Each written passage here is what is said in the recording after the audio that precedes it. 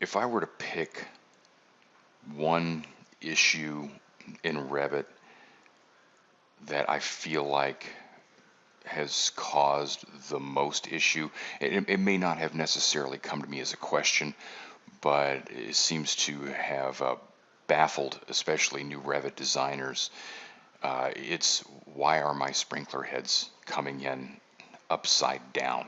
And this goes back to, I know I've said this a couple of times already, but at no point when designing in Revit will you ever be alleviated of the responsibility of being well aware of what your families are capable of, or how they're built, what their intended use is inside of Revit.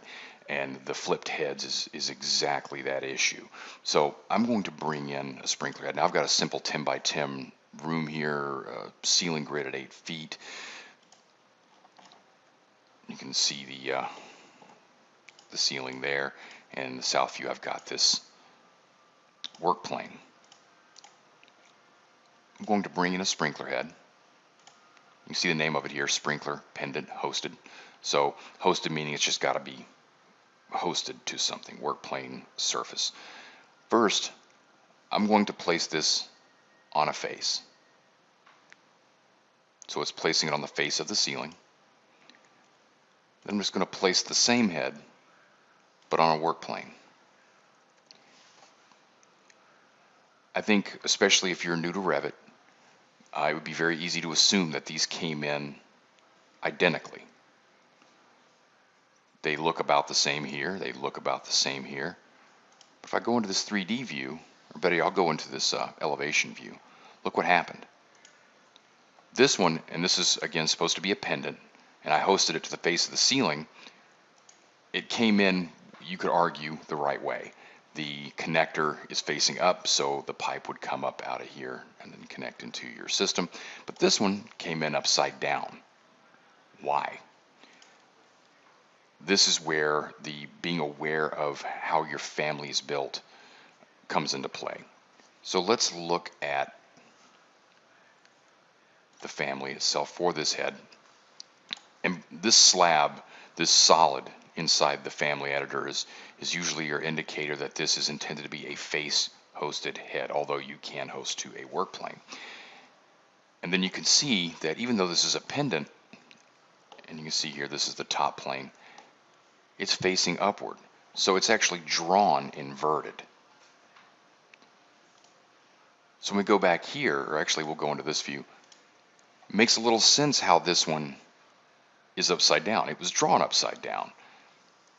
But why did this one come in correctly? That's because in Revit, here I'll go actually to the floor plan. The floor plan is, you're looking down on the floor, the footprint, the ceilings, everything as though you are in the air looking down on it. The ceiling plans are quite literally reflected ceiling plans in that the footprint is accurate as though you're in the sky looking down on it, but the ceiling grid itself is as though you're laying on the floor here looking up. So when the head was placed, instead of being placed from this direction like this head was, it was placed from this direction. So that's how the upside down head came in with the correct orientation. And this is why whenever this question comes in, I always put in the point to whatever designer this is you be well aware of what your head is supposed to do. And they say, well, I just used the head you gave me. I was like, yeah, but that doesn't mean you just blindly put the heads in or just expect something without knowing how it's going to work. So whenever you're dealing with heads, definitely go in and look at the head real quick just to fully understand how this is probably going to work with the way you're introducing it into your project. And even if you are very comfortable with a family and how it's built, it's still very good practice to place a test head. Drop the head in, see what it did. Because if it did something like this, you'll need to flip it. And you'd rather flip one and copy it versus it needing to be flipped. You've copied it 1,000 times, and now you have to go and flip 1,000 individual heads. And that could be easy if you just did it, you hit undo, flip it and then go back and do it. Or maybe you've just simply gotten too far away from when you placed your heads, and undoing the head placement would undo other work, and then you're stuck flipping heads for however long you need to. So going back, this is why heads might come in upside down inside of Revit, and where the responsibility falls on you as a designer, just to be certain of what the head is, how it's built, so you can understand why it does what it does.